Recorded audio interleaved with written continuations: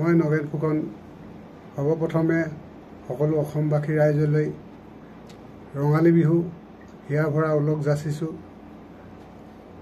মই মোৰ বহুত দিনৰ প্ৰচেষ্টাত আজি এটি এলবাম কৰিবলৈ সক্ষম হৈছোঁ। এলবামটিৰ নাম দিছোঁ মৰম লগা এজনী ছোৱালী। এই এলবামটিত মই নিজেই কণ্ঠদান কৰিছোঁ, সুৰ দিছোঁ, কথাও মই নিজেই লিখিছোঁ আৰু মোৰ লগতে মোৰ সহধৰ্মিনীয়ে সহযোগ কৰিছে, তাই মল্লিকা ফুকন। আশা কৰোঁ সকলো অসমবাসী ৰাইজে মোৰ গীতটি আঁকোৱালি লয়। এই নমস্কাৰ।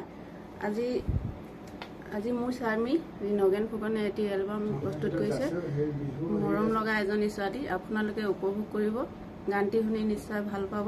লগতে ময়ো কণ্ঠদান কৰিছোঁ আৰু মোৰ স্বামীৰ এটা আশা আছিল বহুদিনীয়া, সেই আশা আজি সম্পূৰ্ণ হৈছে।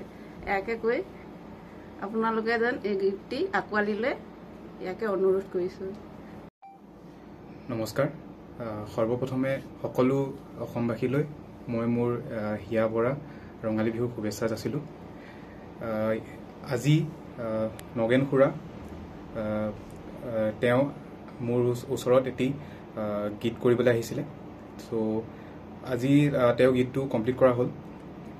গীতটোত তেওঁ নিজে সুৰ, কথা আৰু নিজে কণ্ঠদানো কৰিছে আৰু তেওঁৰ ৱাইফেও এটা সৰু পাৰ্ট তাৰে কলি এটা গাইছে।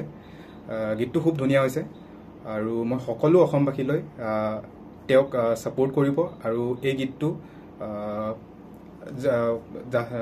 ছাপোৰ্ট কৰিব আৰু তেওঁ এই গীতটো আঁকোৱালি ল'ব বুলি অনুৰোধ জনালোঁ। ধন্যবাদ।